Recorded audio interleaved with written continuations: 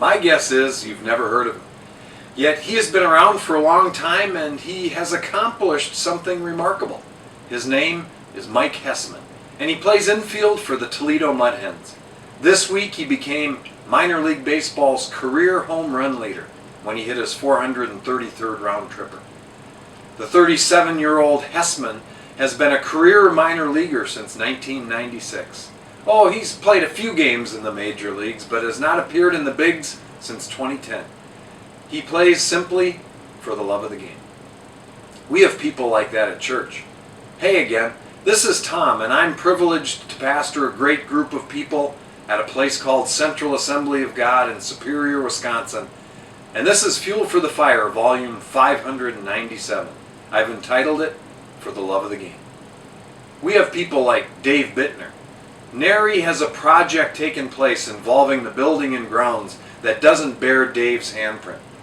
Though he hates the spotlight, he loves Jesus and willingly gives of his time and skill to help the local church.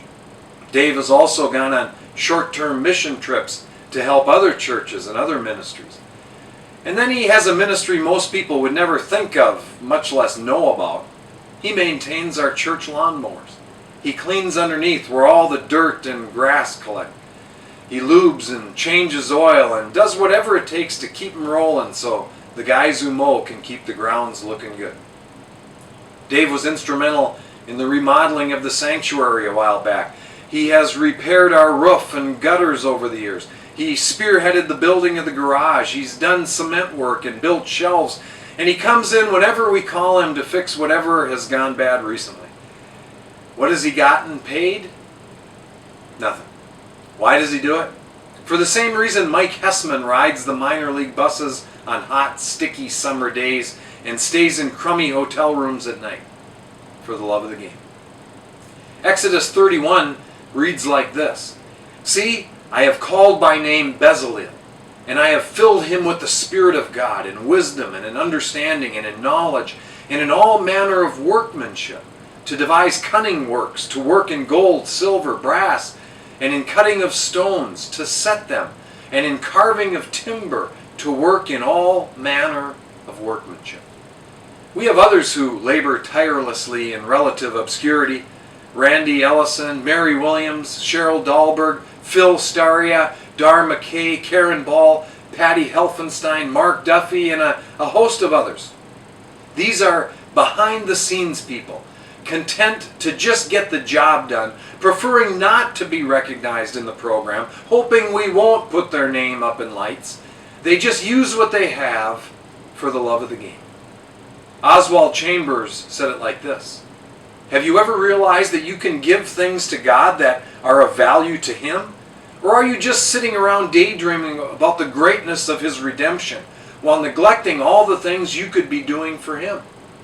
I'm not referring to works which would be regarded as divine and miraculous, but ordinary, simple human things. Things which would be evidence to God that you are totally surrendered to Him. So thanks, Dave Bittner. You do just that. I know you don't like to be singled out, but I wanted others to be inspired by your simple service.